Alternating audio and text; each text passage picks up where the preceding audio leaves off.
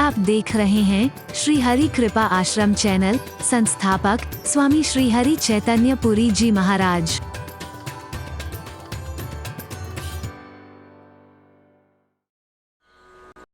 जैसे पता लगा कि फलाना व्यक्ति आ रहा है तो ये तो नंगे पैर भाग दौड़ कर गया, जाकर के गले लगाया।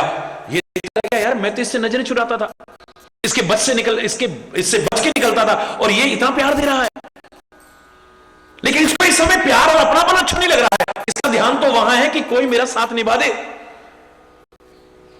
मुझे तो आवश्यकता है एक व्यक्ति की जो मेरी गवाही दे सके।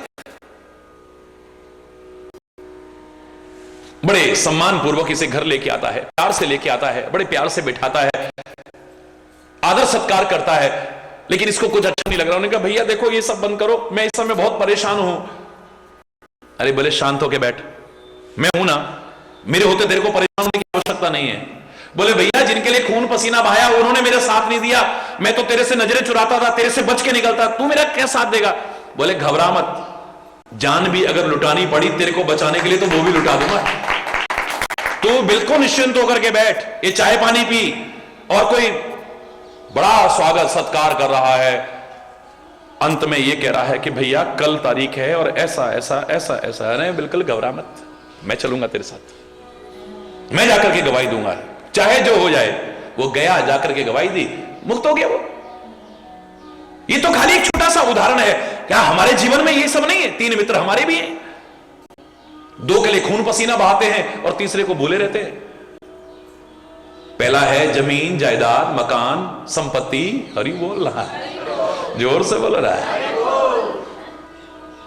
दूसरा मित्र है हमारा घर परिवार, मित्र, इष्ट मित्र, रिश्तेदार, कुटुंबी, ये दूसरे मित्र हैं हमारे। और तीसरा है धर्म परमात्मा, हरि बोल रहा है। 2 के लिए खून पसीना बहा रहे हैं, तीसरे से नजरें चुराते हैं। और जब अंत समय आता है, आवश्यकता पड़ती है, तब आंख से आंसू निकलते हैं। क्यों निकलते हैं? ये कहता है चलोगे मेरे साथ? आंगन में रखा हुआ है, सामने फैक्ट्री भी दिख रही है, मकान भी दिख रहा है, जमीन भी दिख रही है, जायदाद भी दिख रही है। पहले दोस्त की तरह कहते हम तो एक कदम भी तेरे साथ नहीं चल सकते हैं, सीधे सीधे मना कर देते 2 टूक। फिर इसकी नजरें जाती है जो चारों तरफ घेर के बैठे होते, बड़े बड़े आंसू बहा रहे हैं, हाय दादाजी, हाय दादाजी, हाय, बड़ा नाटक कर रहे हैं कि भैया तुम साथ चलोगे? बोले हाँ हाँ चलेंगे, पर कचहरी के बाहर तक ही चलेंगे, आगे नहीं जाने वाले, शमशान तक साथ निभाएंगे बस। हरि बोल रहा है। तब इसे याद आती है परमात्मा की, मैंने तेरे को सारी जिंदगी बुलाया है, जो मुझे करना चाहिए था वो नहीं किया, और जो नहीं करना चाहिए था वही करता रहा मैं। ऐ मेरे परमात्मा, अब तेरे अलावा मेरा और कोई नहीं है। इस दुख की घड़ी में अगर मेरा साथ निभा सकता है तो तू ही निभा सकता है, और कोई नहीं निभाएगा। अंत समय में भी आएगा ना। भगवान कृष्ण क्या कहते हैं गीता में? अंत काले च मामेव स्मरण मुक्त्वा कलेवरम। अंतिम समय में भी मेरा स्मरण करते हुए अगर इस कलेवर का, ये शरीर का परित्याग कर देता है, मुक्त कर देता हूं इसे। अंत समय में भी भगवान का नाम लेकर के अगर ये शरीर का परित्याग करता है, मुक्ति अंत समय में भी, तो फिर कई लोग कहेंगे फिर सारा जिंदगी लेने की क्या आवश्यकता है? अभ्यास बना रहे, इसके लिए आवश्यकता है बस। क्योंकि अंत समय में भी ध्यान वहीं जाएगा जहां सारी जिंदगी हमारा अभ्यास बना रहेगा। क्यों प्रार्थना करते थे? देहांत काले तुम सामने हो,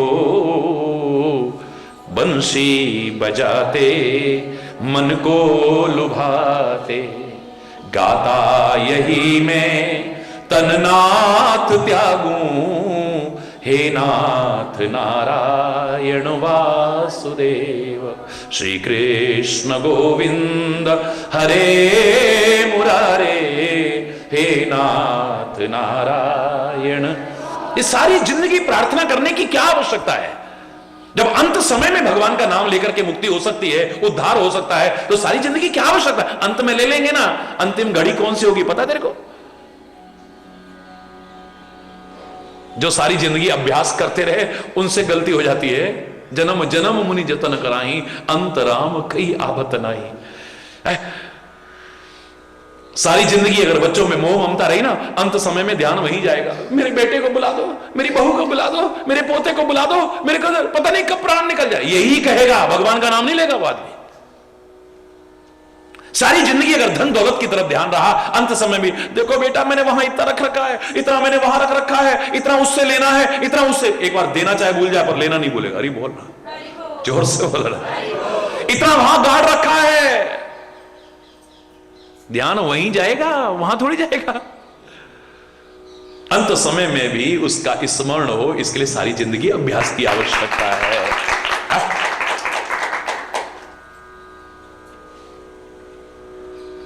बहुत सारे रोग हैं जो लगे हुए हैं, आदमी को पता भी नहीं है कौन कौन से हैं और कैसे उनका निवारण हो।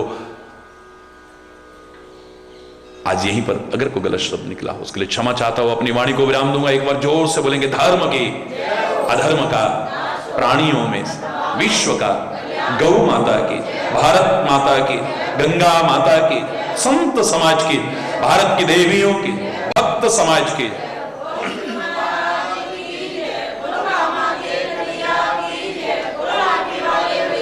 बोलो वृंदावन बिहारी लाल की जय। जय जय श्री राधे श्याम राम। हरि बोल, हरि बोल।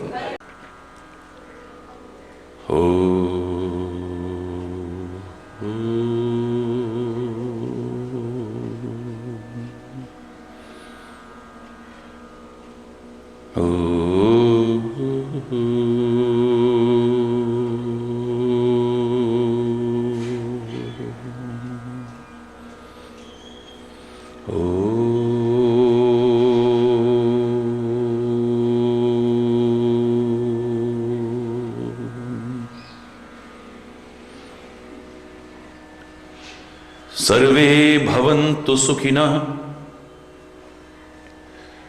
सर्वे सन्तु निरामया, सर्वे भद्राणि पश्यन्तु, मा कश्चित् दुःखभाग् भवेत्। ओम शांति शांति शांति। ओ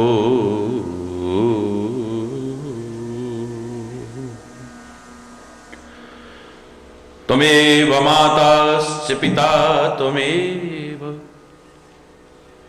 त्वमेव बन्धुश्च सखा त्वमेव, त्वमेव विद्या द्रविणं त्वमेव, त्वमेव सर्वं मम देव देव। ओम शांति शांति शांति।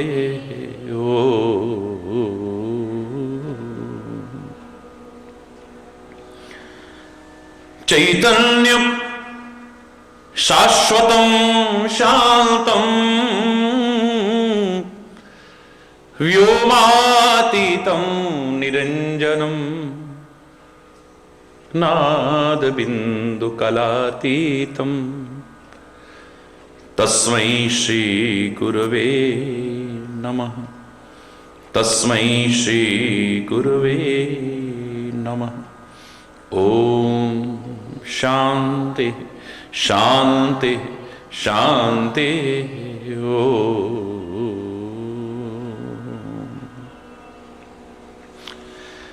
इतनी शक्ति हमें दे न दाता,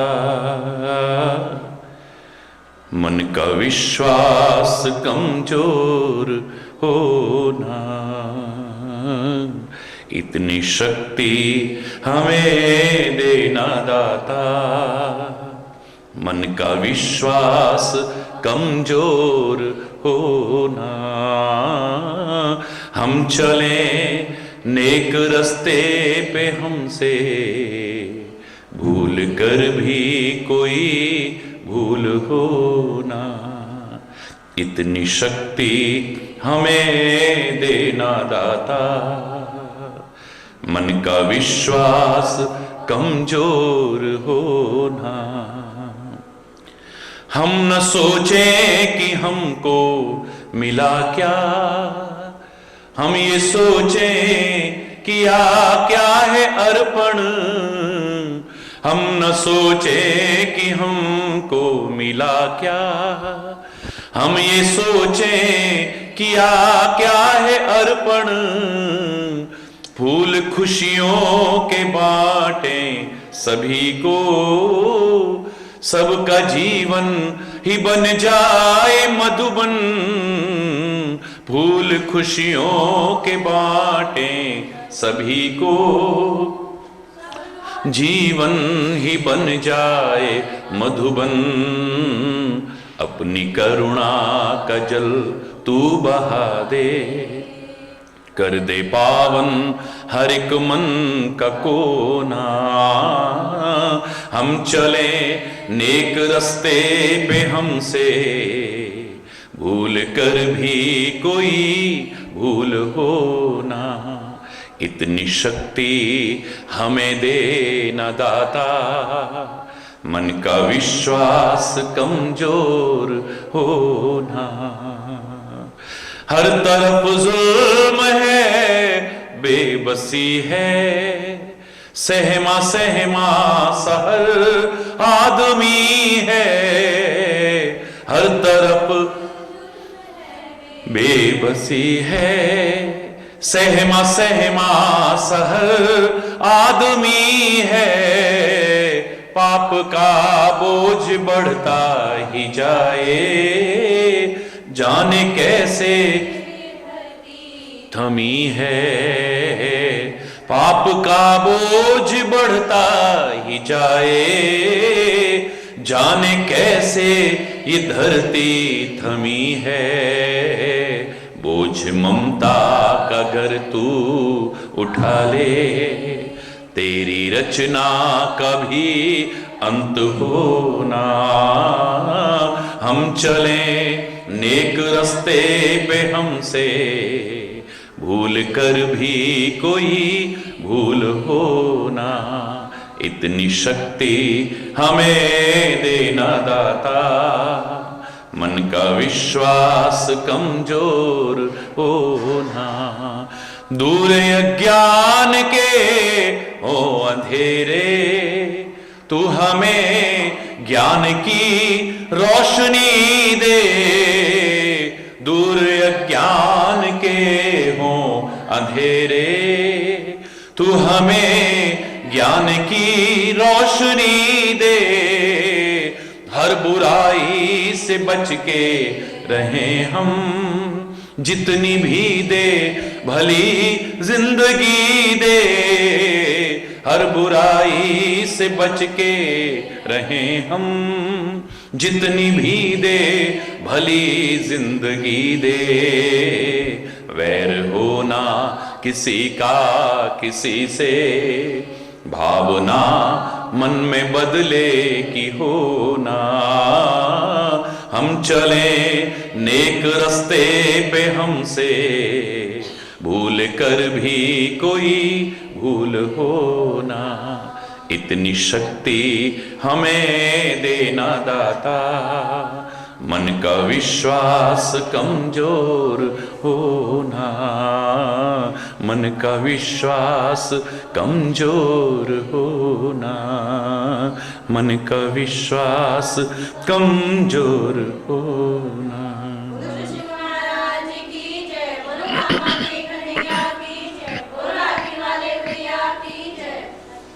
हरि बोल, हरि बोल। तन भी स्वस्थ होना चाहिए।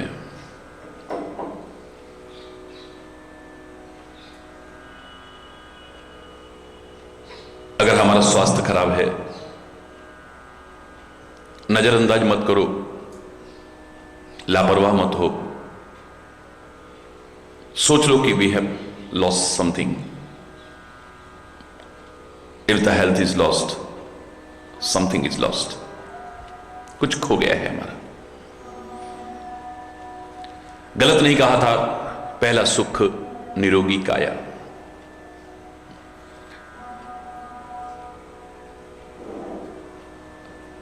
गया हुआ धन लौट करके आ सकता है,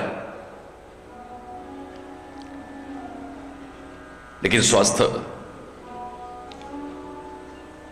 समय लेता है। हां कहा, यदि चरित्र ही चला गया तो फिर कुछ शेष नहीं रहा। धन गया तो कुछ न गया, स्वास्थ्य गए कुछ जाता है। यदि चला चरित्र गया नर का तो फिर कुछ नहीं रह जाता है, कुछ शेष नहीं है। If the character is lost, everything is lost. सब खो दिया है हमने। लेकिन हो सकता है तन का स्वास्थ्य अच्छा हो हमारा,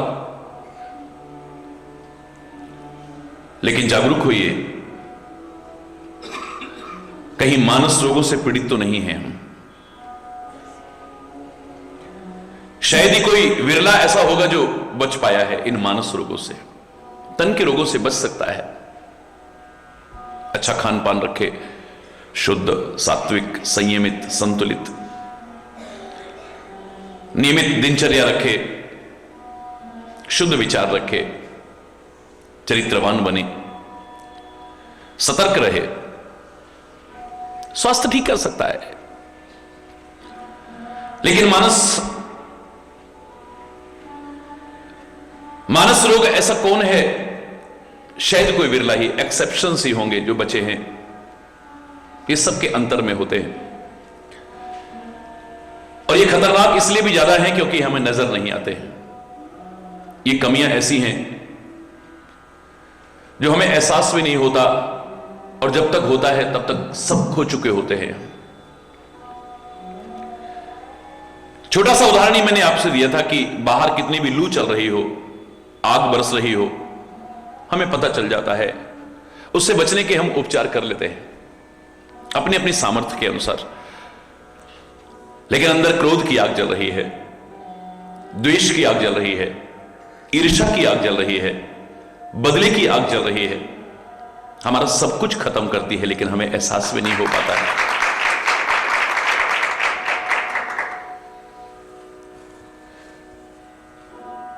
कामरूपी बात कुपित हुआ है,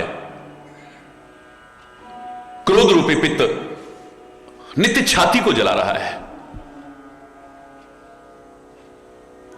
अपार लोभ बढ़ा हुआ है, लालच कम होने का नाम नहीं ले रहा है। हरि बोल। और आयुर्वेद के सिद्धांत के अनुसार अगर वात, पित्त, कफ तीनों कुपित हो जाएं तो फिर सन्निपात रोग उत्पन्न होता है, मूर्छा रोग उत्पन्न होता है। एक साध्य रोग होते हैं, एक कष्ट साध्य होते हैं, एक असाध्य रोग होते हैं। असाध्य रोग पैदा हो जाता है।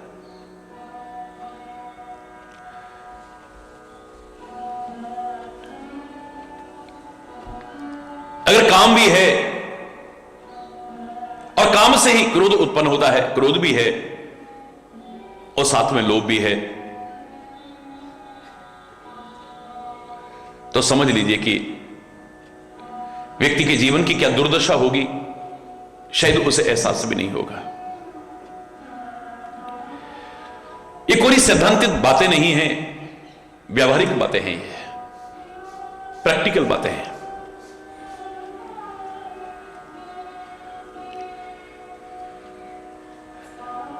ममता रूपी दाद,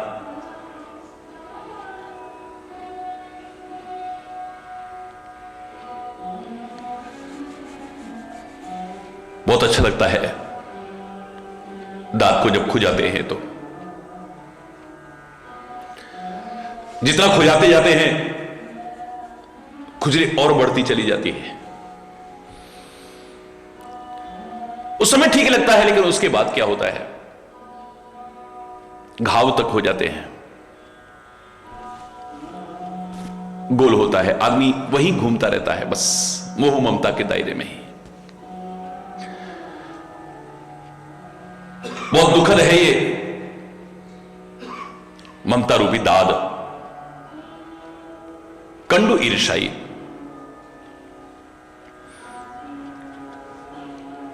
ईर्ष्या,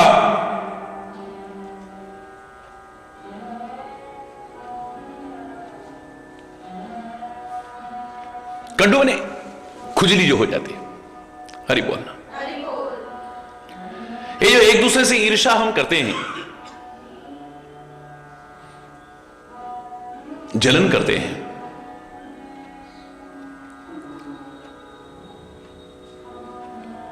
ऐसा रोग है, इसका हमें एहसास तो नहीं होता है, लेकिन हमारे सद्गुणों को नष्ट कर देता है, हमारी दिव्यताओं को नष्ट कर देता है, हमारी अच्छाइयों को नष्ट कर देता है। हर्ष विषाद ग्रह बहुत आई है, हर्ष और विषाद रूपी गले के रोग हैं ये। हरि बोलना।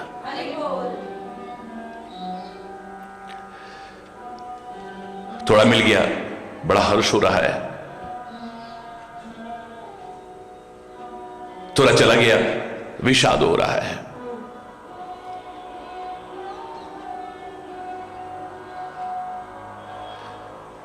कई लोग इसे ग्रह बहुताई कहते हैं। तो जो ज्योतिष के अनुसार ज्यादा व्याख्या करने की कोशिश करते हैं, वो ग्रह माने ग्रह भी लगा देते हैं, बहुत सारे ग्रह इसको चिपके हुए हैं। हरि बोल।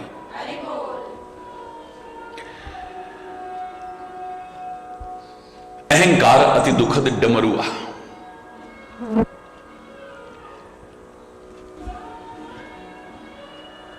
अहंकार रूपी बहुत दुखद गांठ का रोग हो गया है। हरि बोल। जिगा जिगा जिगा जिगा मोटी मोटी गांठें निकल आती हैं, ये जो अकड़ा आ जाती है हमारे अंदर। और हम जो बात बात में अपने हृदय में गांठ बांध लेते हैं,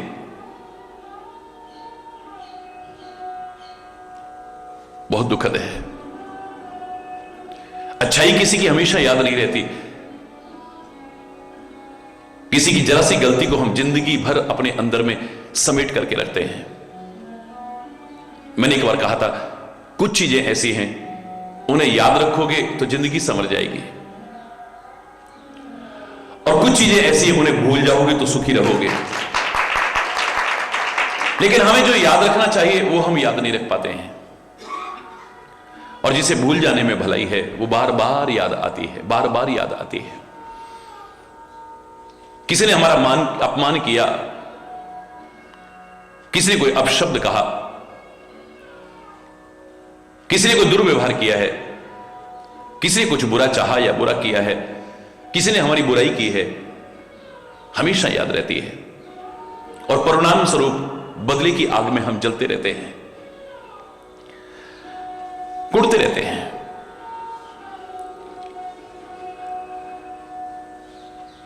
हमने किसी के प्रति उपकार किया है, इसे भूलने में भलाई है। जो पुराने लोग कहते थे, नेकी कर और कुएं में डाल। अगर तूने नहीं भूला, हमेशा याद रखा, और तेरी आशा के प्रतिकूल व्यवहार मिला, तो तुझे एक दुख और बढ़ जाएगा। देखा, हमने इसके साथ ऐसा करा और फिर भी इसने हमारे साथ ऐसा किया। पहले ही बहुत दुखी है तू, ऐसा संसार के जीव, एक दुख और क्यों बढ़ाता है? अगर तूने किसी के साथ भला किया है, उसे भूलने में भलाई है, और किसी ने कोई उपकार किया है, उसे हमेशा याद रखने में भलाई है। बदले में चाहे तू कितना भी उपकार कर देना, प्रति उपकार कितना भी कर देना, लेकिन फिर भी उसे भूलना मत कि इसने दुख के समय, संकट के समय, कष्ट के समय, मुसीबत के समय मेरा साथ दिया था। अगर ये ना होता तो मेरी क्या हालत होती है? इसने मुझे सहारा दिया, इसने मुझे भरोसा दिया, इसने मुझे ढांढस बंधाई, इसने मुझे ताकत दी, इसने मुझे मदद की। बदले में कितना भी कर लो, लेकिन उसे भूलना मत कभी। मैंने आपसे कहा था ना, श्री राम कहते हैं, हनुमान मैं तेरा ऋणी हो गया हूं। प्रभु क्यों शर्मिंदा करते हैं? आपने हम पर उपकार किया है, हमें सेवा का मौका देकर के। हमने आप पर कोई उपकार नहीं किया, कोई एहसान नहीं जताया है। हमारे जैसे तो पता नहीं कितने हैं आपकी सेवा करने वाले, और आप आप राई को पर्वत कर दें, पर्वत को राई कर दें, मेरे जैसे कितने हनुमान पैदा कर सकते हैं आप? जो चेतन कहां जड़ कर ही चैतन्य।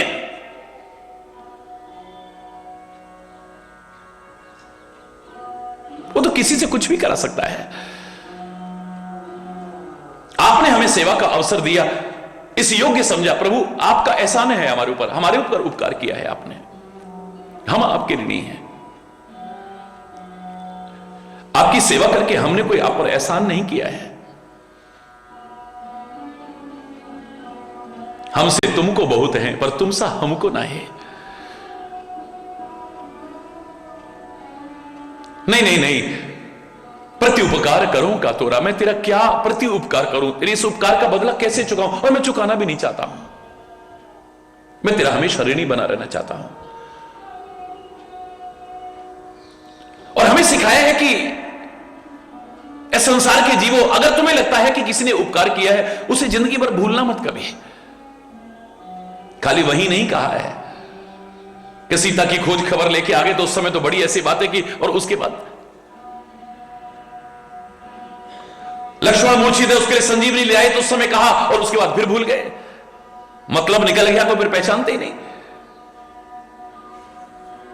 अहिरावण की चंगुल से बचा करके ले आए तो उस समय बहुत कुछ कहा, फिर उसके बाद लंका का युद्ध जीतने के बाद भी श्री राम अवध में जब आए हैं, इतने समय बाद सबका परिचय करा रहे हैं एक दूसरे से। अंत में जब नंबर आया है भरत का सबसे परिचय कराने के बाद, हनुमान का सबसे परिचय कराने के बाद भरत के पास लेकर के आते हैं। हनुमान जी का भी सबसे परिचय कराया है, भरत जी के पास लाते हैं। क्या परिचय दूं? तू जानता ही है इसको, तू पहचानता ही है इसको। क्योंकि संजीवनी बूटी जब लेकर के आ रहे थे तो भरत जी ने ही तीर मारा था। परिचय हो चुका है तुम्हारा। मैं सीता की इच्छा पूरी करने के लिए गंगा के किनारे पूजा करने लगा, और ये ब्राह्मण का वेश धारण करके शुभ संदेश सुनाने तेरे को यही आया था कि श्री राम आ रहे हैं, श्री राम आ रहे हैं, लक्ष्मण और सीता के साथ में। परिचय नहीं दिया है, औरों के साथ परिचय कराया है हनुमान का। लेकिन भरत के सामने जब पहुंचे तो भरत भैया कपि से उऋण हम नाही, हे भरत भैया कपि से उऋण हम नाही, 100 योजन मर्याद सिंधु की लाग गयो क्षण माही, हे भरत भैया कपि से उऋण हम नाही। पूरा नहीं, हे भरत भैया इस कपि का ऋण कभी मैं चुका नहीं सकता हूं, कभी उऋण नहीं हो सकता हूं मैं। 100 योजन का सागर इसने मेरे लिए पार किया, सीता की खोज खबर लेकर के आया। लक्ष्मण जब मूर्छित हुआ तो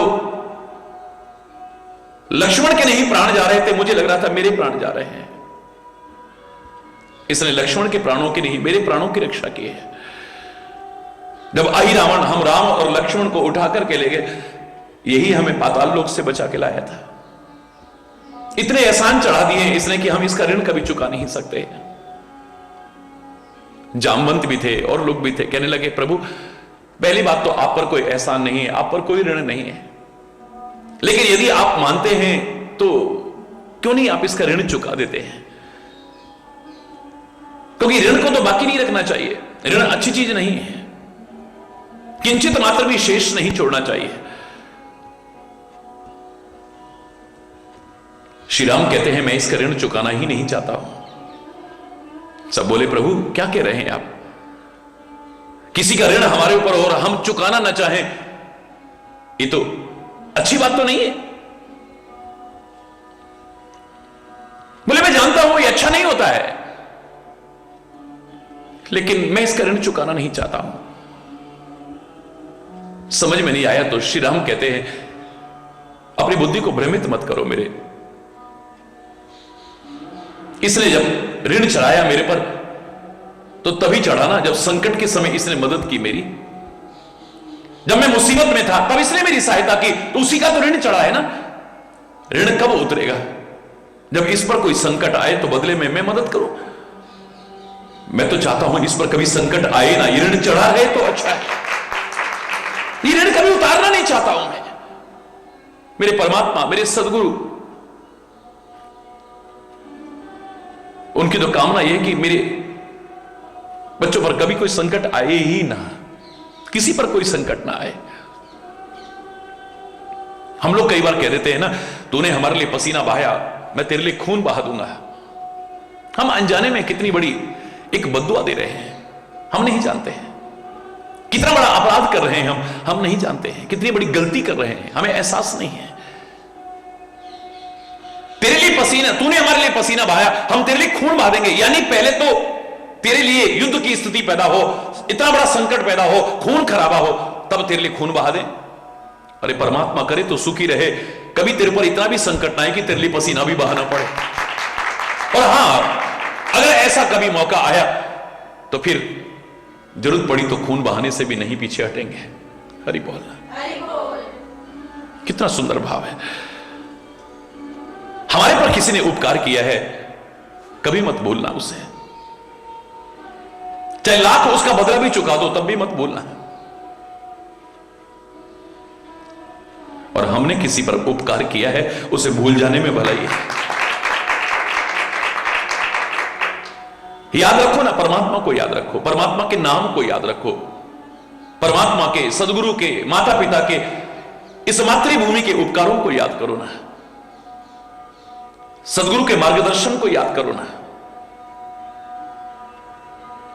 किसी ने कुछ गलत किया है, बुरा किया है, बुराई की है, दुर्व्यवहार किया है, अपमान किया है, उसे भूल जाओ तो अच्छा रहेगा। कचोटता रहेगा, वरना कचोटता रहेगा अंदर। जीवन में कोई दुख की घड़ियां आई थी, अब निकल गई, परमात्मा ने अब सब ठीक करा है, क्यों याद कर करके रोते हो? न वो घड़ियां हमेशा रही हैं, न ये जो हैं ये हमेशा रहेंगी। जो घड़ियां हैं पास में, बस इनका सदुपयोग करते जाओ, एक एक श्वास का, एक एक क्षण का सदुपयोग करते जाओ, अपनी शक्ति का, अपने साधनों का, अपने सामर्थ्य का सदुपयोग करते जाओ। बस यही हो सकता है और कुछ नहीं।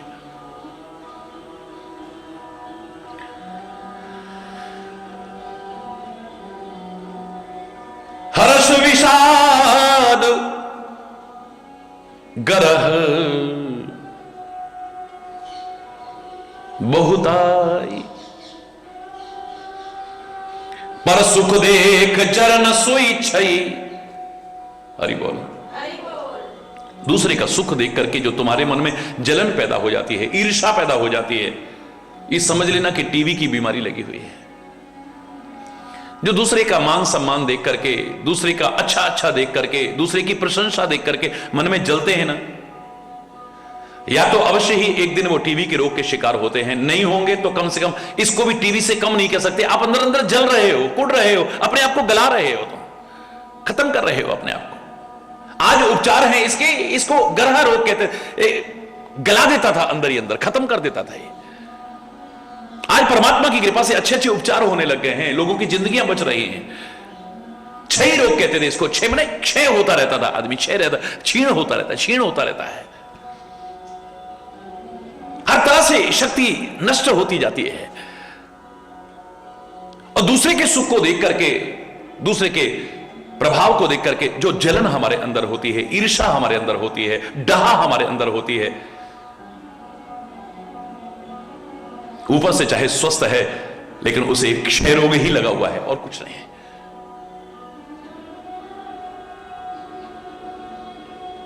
और अधिकांश लोग हैं ये मत सोचिए, वो शरीर का क्षय रोग तो गिने चुने लोगों को होता है, लेकिन ये क्षय रोग सबको लगा हुआ है, नजर नहीं आता है।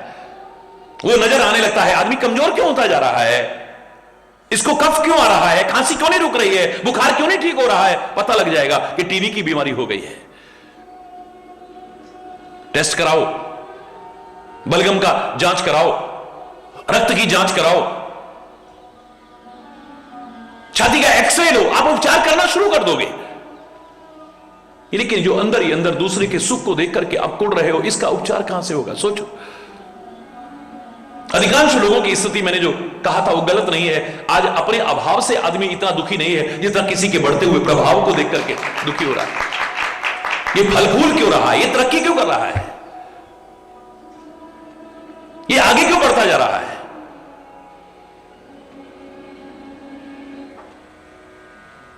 भाई भाई को आगे बढ़ते देख करके खुश नहीं है, एक दूसरे को देख करके खुश नहीं है। इस समाज की इतनी दुर्दशा आज वर्तमान में अधिकांशतः देखने को मिलती है कि भूखे को कोई देने को तैयार नहीं है और खाते को देखने को तैयार नहीं है। भूखे को कुछ दे नहीं सकते और खाते को देख नहीं सकते हैं। इसके पास दो रोटी खाने को क्यों आ गई? कहां से आ गई है?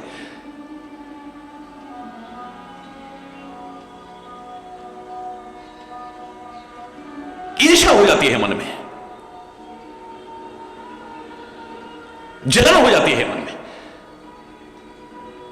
पर सुख देख जरन सोई छई, पराये सुख को देख करके जो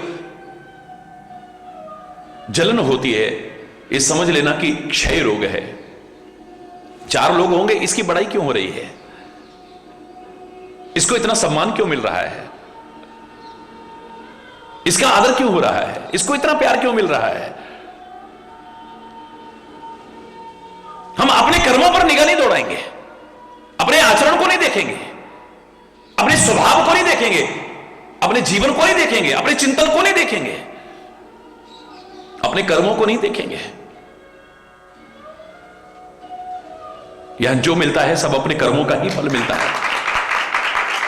क्यों ना हम और अच्छे कर्म करें, और अच्छा स्वभाव बनाएं, और अच्छा आचरण रखें, और अच्छा चिंतन करें।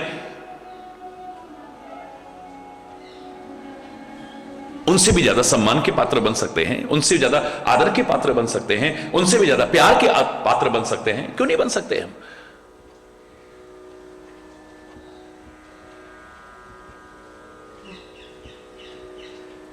लेकिन हमें ईर्ष्या होती है, जलन होती है। याद करो, मैंने एक उतना सुंदर प्रेरक उदाहरण सुनाया था, क्योंकि विभिन्न स्वरूपों का जब मैंने विश्लेषण किया था तो भगवान श्री कृष्ण के स्वरूप का भी विश्लेषण किया था परमात्मा की कृपा से ही। और उसमें जब वर्णन करते करते मैं बांसुरी पर आया था, याद करो क्या कहा था मैंने? इस बांसुरी को देख करके गोपियों को ईर्ष्या हो गई है, जलन हो गई है। अर्धरात्रि में जब ये बांसुरी बजी, जिसका नाम लेकर के बजी है, सब खिंची हुई चली जाती है। दौड़ी दौड़ी दौड़ी दौड़ी सब यमुना की ओर भाग रही हैं। अर्धरात्रि का समय है। आप वर्णन देखिए, आप किसी की एक आंख में काजल है, दूसरे में नहीं है, ऐसे ही भाग दी है। किसी की एक तरफ लाली लगी है, दूसरी तरफ लगाने लगी थी, बांसुरी में उसका नाम पुकारा, भाग दी है। श्रृंगार का वर्णन किया, दुनिया को दिखाने के लिए नहीं। अर्धरात्रि में व्यक्ति लोगों को दिखाने के लिए श्रृंगार नहीं करेगा। लोग, मैं जब कई बार कह देता हूं छोटे बच्चों में श्रृंगार की प्रवृत्ति अच्छी नहीं है, तो लोग कहते हैं उस समय भी तो वर्णन मिलता है। उस समय वर्णन मिल रहा है अर्धरात्रि में, और वो भी विवाहित गोपिकाओं का, जिनका उद्देश्य श्रृंगार करना दुनिया को रिझाना नहीं है, अपने स्वामी को रिझाना है, अपने पति को। अर्धरात्रि में किसको दिखाएंगी वो? आधी रात्रि में अगर श्रृंगार का वर्णन मिल रहा है तो किसको रिझाने के लिए कर रही है? क्षमा चाहते हुए कहूंगा, अब सारा दिन पति थका हुआ आ रहा आएगा, परेशान हो गए, उसके सामने तो अपने दुखड़े रोएंगे और अजीब सी शक्ल बना के खड़े रहेंगे। और जब बाजार जाना होगा, जब स्वामी साथ में नहीं है, उस समय अपने आप को श्रृंगार करके जाते हैं। किसको दिखाने जा रहे हैं? किसको रिझाने जा रहे हैं? किसको खुश करने जा रहे हैं? बताइए। बड़ा अटपटा सा लगेगा मेरा प्रश्न, लेकिन समाज की स्थिति को देख करके कहने पर मजबूर होना पड़ रहा है। चटकीले भटकीले कपड़े पहन के जा रहे हैं, कैसे कैसे कपड़े पहन करके जा रहे हैं। उस समय दुनिया भर के इत्र गुलेल फुलेल लगा, दुनिया भर का वो सब खुशबुएं लगा करके जा रहे हैं। जिसके लिए करना था उस समय तो वो आया तो सारा दिन का दुखड़ा उसके सामने रोना शुरू कर दिया। ये नहीं कहा कि प्यार से बैठाएं, पानी पिलाएं। मैं क्षमा चाहते हुए कहूंगा कि घर घर में जो कलेश की स्थितियां आ रही हैं, संबंधों की मधुरता समाप्त हो रही है, उसमें अनेक कारण में एक कारण ये हो सकता है। प्रश्न करते हैं लोग, इसलिए जवाब देना पड़ रहा है। तो जो जैसे थी श्रृंगार कर रही थी, अभी आधा भी हुआ है तो भाग दिए। सब अलग अलग रास्तों से चली आ रही हैं, लेकिन कहीं आकर के सारे रास्ते मिलते थे एक बिंदु पर। वाह, एक ही रास्ता चल रहा है अब, वो उधर से, वो उधर से, वो उधर से, उधर से। तुम आधी रात में कहां जा रही हो? उन्होंने कहा तुम आधी रात में कहां जा रही हो? तुम आधी रात में कहां जा रही हो? तुम आधी रात में कहां जा रही हो? अच्छा मुझे पता है, अच्छा मुझे पता है, अच्छा मुझे पता है। अब सब ये चर्चा होने लगी। इस सब के पीछे भाव क्या है कि रास्ते अलग अलग हो सकते हैं पर मंजिल सबकी एक है, परमात्मा। मंजिल सबकी एक ही है। सब जीवात्माएं सारी दौड़ी दौड़ी जाएंगी तो वहीं विभिन्न नदियां आखिर में कहां जाएंगी? सागर में। सबकी शरण स्थली तो एक ही है, जहां उसे परम शांति मिल सकती है, परम सुख मिल सकता है।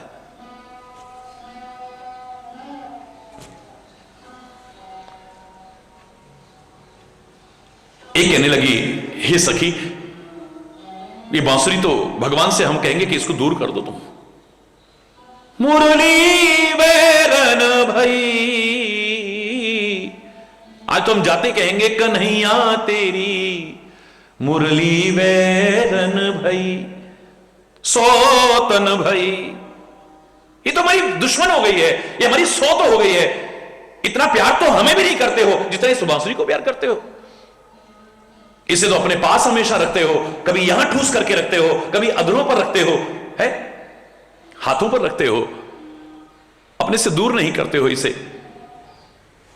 और हम हरि बोलना, और वैसे भी ये तुम्हारे पास रहने के लायक नहीं है। अब देखो बुराइयां नजर आने लग जाती हैं जब ईर्ष्या आ जाती है, तो ये तुम्हारे पास रहने के लायक नहीं है। तुम खुद कहते हो मोही कपड़ छल छिद्र न भावा, मुझे छिद्र पसंद नहीं है, और इसमें तो छेद ही छेदे हैं। हरि बोलना, 7 छिद्र ये और एक ऊपर एक नीचे, 9 छिद्र हैं इसमें तो। हरि बोलना, इसमें तो छिद्र ही छिद्र हैं।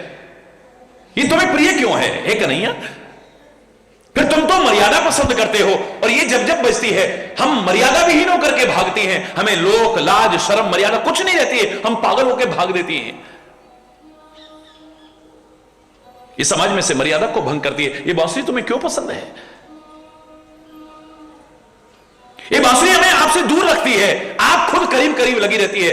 ये हमें, ये बांसुरी आपको क्यों अच्छी लगती है? फेंको इसे, और नहीं फेंकेंगे हम तोड़ ले, छीन करके तोड़ देंगे इसको आज।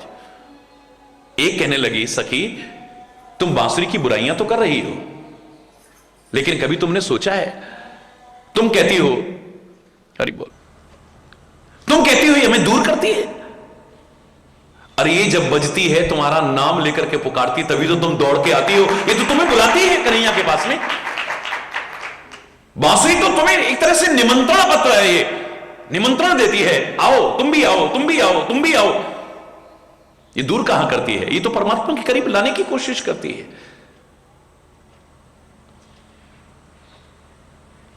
और हे सखी, तुमने कहा कि इसके छिद्र हैं, तो छिद्र तो हमारे शरीर में भी है। हमारे भी शरीर में 9 द्वार हैं। हे सखी, इसके स्वर सही हैं, इसके छिद्रों से सही स्वर निकलते हैं, तभी कन्हैया को प्रिय है। कन्हैया तो क्या, एक आम बांसुरी वादक भी अगर ये कंसुरी हो जाए तो उसे आपके करीब नहीं रखेगा, दूर फेंक देगा। इसके स्वर जब तक ठीक है तभी तक बांसुरी वादक को प्रिय हो सकती है। इसके छिद्रों से जो स्वर निकलते हैं बिल्कुल ठीक निकलते हैं, लेकिन हमारे तो सारे स्वर बिगड़ चुके हैं। उन्हें सुधारो, कमियां तो निकाल रहे हो, एक बार अपने दोष भी तो देखो। तुम कंसुरे हो चुके हैं हम। हरि बोलना, जोर से बोला। बनसुरी, सुर में बंतु, यद्यवत परिपूर्ण जीवन बना तू। कंसुरी मत बना। हरि बोलना, और हे सखी, तुमने कहा कि लोक लाज मर्यादा को दूर करती है। ना ना ना ना ना, हो ही नहीं सकता है। एक बांसुरी ऐसी है जो जीवन की सारी मर्यादाएं हमें सिखाने की कोशिश करती है, इसलिए भगवान को प्रिय है। तुमने देखा अभी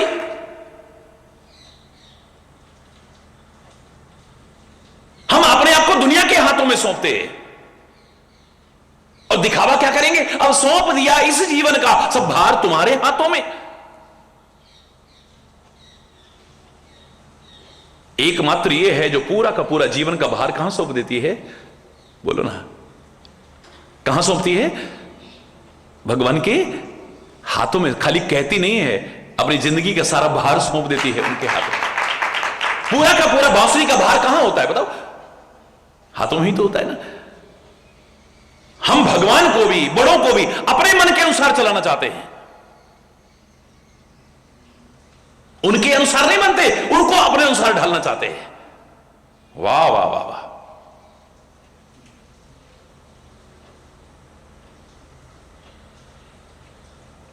जिनसे सीखना था उनको सिखाने की कोशिश कर रहे हैं।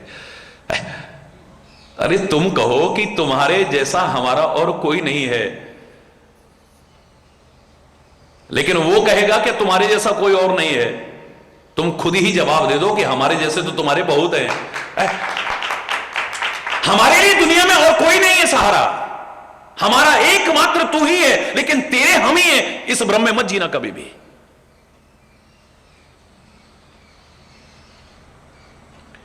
हरि बोलना। हमारा तेरे अलावा और कोई नहीं है। मेरे तो गिरधर गोपाल दूसरो ना कोई, मेरा दूसरा और कोई नहीं है। एकमात्र तू ही है मेरा, एक भरोसो, एक बल, एक आस विश्वास। और हमारा कौन है? कहने को सारी दुनिया है, तेरे नाते सब अपने हैं, वरना कोई अपना नहीं है। समय आते ही सब अपना रंग दिखा देते हैं। हरि बोलना।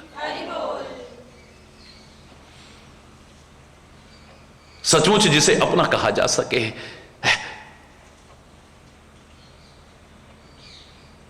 उनको तो अपना बनाने में लगा रहा, लेकिन जो सचमुच अपना था उससे दूर भागता रहा मैं। तुम तो जन्म जन्म थे मेरे, मैं ही रहा पराया, हरि में आप ही आप भुलाया। हे भगवान तो हमको भूल गया है। हे गुरु महाराज आप हमको भूल गए हो, महाराज जी आप हमको भूल गए हो। अरे हरि बोल रहा है, हरि बोल रहा है। कभी शांति से सोचेगा ना तो आवाज ये नहीं आएगी अंदर से आवाज आएगी, हरि में आप ही आप बोला। मैं भूल गया, तू नहीं भूला है। जिस दिन तू भूल गया ना तो उस दिन तो फिर हरि बोलना, जोर से बोला। हरि में आप ही आप भुलाया, अपने कर्म नहीं कुछ देखे, तुम पर दोष लगाया। हरि में आप ही आप भुलाया, देश विदेश बहुत दिन भटका, अपने घर नहीं आया। हरि बोल। देश विदेश बहुत दिन भटका, अपने घर नहीं आया, हरि में आप ही आप भुलाया। मेरे पांव में बेड़ी बनकर पड़ गई ममता माया, मेरे पांव में बेड़ी बनकर पड़ गई ममता माया। तुम तो दूर नहीं थे मुझसे, मैं ही पहुंच न पाया। लोग कहां कहां से आगे, मैं ही नहीं आ पाया। हरि पास के पास से नहीं आ पाया। हरि बोलना। और जब दोष निकालना होगा, आप हमें भूल गए, आप हमें भूल गए। हरि बोलना, जोर से बोलना। तुम तो दूर नहीं थे मुझसे, मैं ही पहुंच न पाया, हरि में आप ही आप भुलाया। हरि में मूरख मन किन्हीं मनमानी, हीरा जन्म गंवाया। मूरख मन किन्हीं मनमानी, हीरा जन्म गंवाया। तुम तो जन्म जन्म थे मेरे, मैं ही रहा पराया। हरि में आप ही आप भुलाया, हरि में आप ही आप। मेरा तेरे अलावा और कोई नहीं हो सकता है।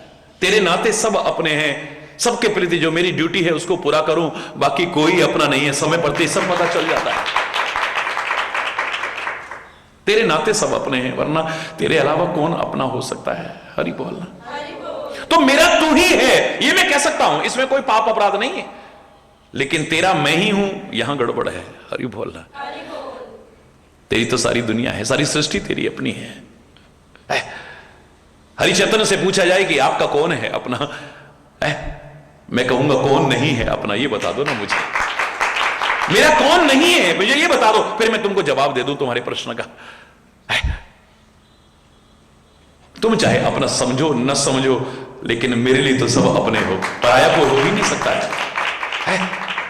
तभी तो मैंने कहा था, दुनिया कहती है कि संत परोपकार करता है। हरि चैतन्य दुनिया में पहली बार कहने की हिम्मत कर पाया कि संत परोपकार नहीं करता है। आंखें फटी की फटी रह गई दुनिया की, क्या कह रहे हो, एक नई बात। सारी दुनिया इस बात को कहती है। मैंने कहा बिल्कुल नहीं, मैं नहीं मानता हूं। परोपकार का तात्पर्य जो पर किया जाए। संत के लिए पराया कौन है मुझे बता दो, मैं कह दूंगा परोपकार करता है। संत के लिए पराया कोई है ही नहीं। वो सारी सृष्टि को अपना मानता है, जन जन को अपना मानता है, और जो कर रहा है वो परोपकार नहीं कर रहा है, एहसान नहीं कर रहा है, वो तो अपना समझ करके कर रहा है। फर्क कितना है, आप 4 आदमी का परिवार मानते हो, उदार चरिता नाम सु वसुधैव कुटुंबकम, उनके लिए सारी पृथ्वी अपना घर है, और घर के सदस्यों पर जो किया जाए उसे परोपकार नहीं कहते हैं। तुम अपने बच्चे को खाना खिलाते हो, ये परोपकार की श्रेणी में नहीं आता है। तुम अपने बच्चे को स्कूल में एडमिशन दिलाते हो, ये परोपकार की श्रेणी में नहीं आता है। तुम उसके लिए कपड़े लेकर के आते हो, ये परोपकार की श्रेणी में नहीं आता है। तुम उसके लिए इंतजाम कुछ भी करते हो, ये परोपकार की श्रेणी में नहीं है। जो तुम्हें पर लगता है, पराया लगता है, अपना नहीं लगता है, और आवश्यकता पड़े तुम उसकी भी सहायता करो, वो परोपकार की श्रेणी में हो सकता है। अरे बोल, सीधी सीधी व्याख्या है, सीधी सीधी। संत की महिमा कम नहीं कर रहा हूं मैं, तो संत की महिमा और बढ़ा रहा हूं। जैसे परमात्मा के लिए कोई पराया नहीं है, आकाश के लिए कोई पराया नहीं, पृथ्वी के लिए कोई पराया नहीं है, नदियों के लिए कोई पराया नहीं है, समुद्र के लिए कोई पराया नहीं है, पर्वतों के लिए कोई पराया नहीं है, हवाओं के लिए कोई पराया नहीं है। ऐसे ही संत के लिए, महापुरुष के लिए, सदगुरु के लिए कोई पराया हो ही नहीं सकता है, सब उसके अपने हैं। हरि बोलना।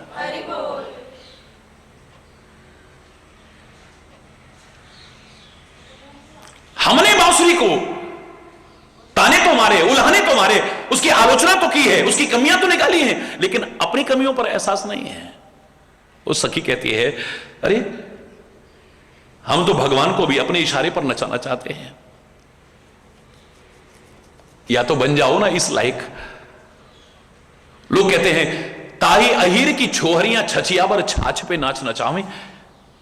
अहिर की छोकरियों से थोड़ी सी छछिया पर छाछ पे नाच नचाया। अहिर की छोरियों की क्या ताकत है जो कन्हैया को नचा जाए। थोड़ी सी छाछ पे, त्रिलोकी का पेट भरने वाले को थोड़ी सी छाछ पे नचाएगा। छाछ दूंगी, नाच के दिखाई दे। जिसके घर में 9 लाख, चलो मानव रूप में भी देखो, 9 लाख गाय जिसके घर में हो, कितना दूध दही माखन होता है, वो थोड़ी सी तुम्हारी छाछ के लालच में नचेगा। मतलब कितनी हंसी जैसी आती है।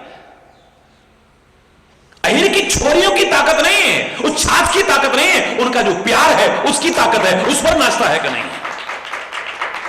अगर प्यार ना हो तो छाछ तो क्या, अमृत भी दो, मेरा कन्हैया नहीं लेने वाला है। वो विदुर के साग खा जाएगा रूखा, केले के छिलके खा जाएगा, लेकिन अगर प्यार नहीं है तो दुर्योधन की मेवा भी परित्याग कर देगा।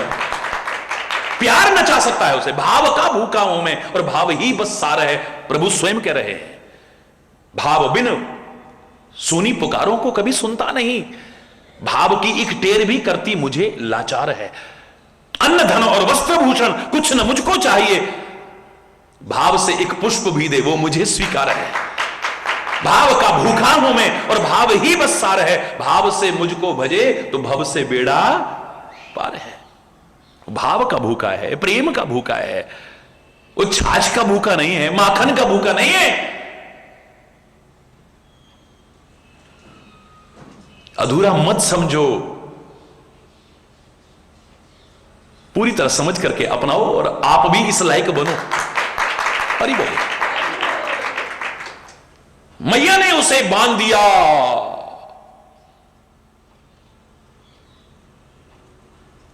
उखल से बात। यशोदा मैया ने उखल से बांध। यशोदा की कहां ताकत है उसको उखल से बांधे।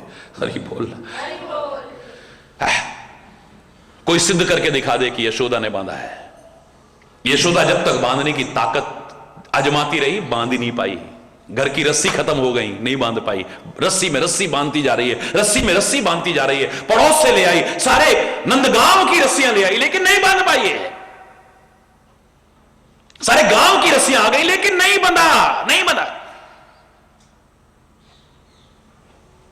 उसने गोकुल में एक अद्भुत दृश्य दिखाया है, ब्रजभूमि में अद्भुत दृश्य दिखाया है। सारी रस्सियां आ गई, नहीं बंधा। अंत में फिर वही कहीं 2 अंगुल कहते, कहीं 2.5 अंगुल कम रह जाती है। हरि बोलना। कांपने लगी अंदर से, घबराने लगी अंदर से, अंदर ही अंदर प्रार्थना की, आंखों से आंसू बरस गए। ये कन्हैया मेरी लाज रख ले। एक क्षण नहीं लगा, जो लाख प्रयास करके नहीं बंध पाया था, कन्हैया तुरंत बंध गया। 2.5 अंगुल कम पड़ी, 2.5 अंगुल। कथा तो सब करते हैं, लेकिन 2.5 अंगुल क्या है ये? मुझे लगता है 2.5 आखर प्रेम का पढ़े सो पंडित हो।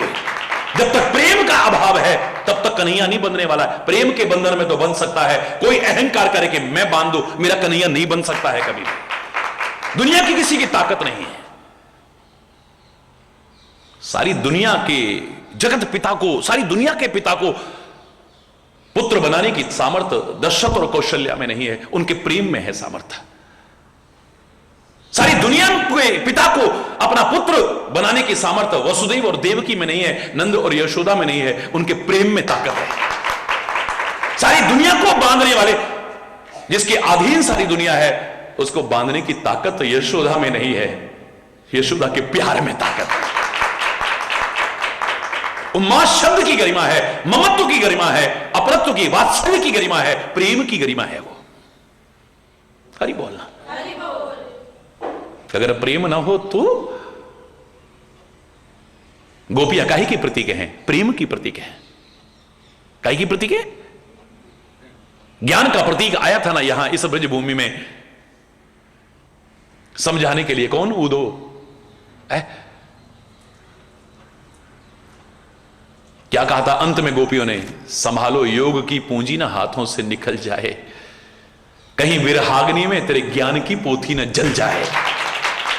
है प्रेम जगत में सार, और कुछ सार नहीं। यहां प्रेम का खेल है।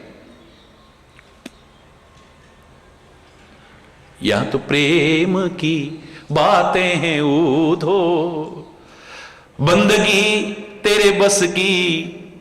हरि बोलना है। या प्यार नहीं है, कोरी बातें ज्ञान की। तू हमको सिखाने आया है, एक बार सीख के जाए यहां से। नहीं नहीं नहीं, तुम उसको भज रहे हो, इतना तो ब्रह्म की आराधना करो, तुम योग करो, तुम साधन करो, ये करो। हरि बोल रहा। उधो मन न भय 10-20, एक हो तो सोई गयो श्याम संग, अब को आराधीस। तेरे ईश्वर की आराधना कौन करे? अब एक मन था वो तो हर के ले गया। वो 10-20 मन तो है नहीं, एक वहां लगा दो, एक वहां लगा दो। जो इस धोखे में रहता है ना, वो भी वहां भी वो कहीं का नहीं होता है। मन कोई 10-20 थोड़ी है, एक तरफ लगता है। और जिसका एक तरफ लग गया फिर दूसरी तरफ मन भी नहीं जाता है। फिर सिखाने लगा।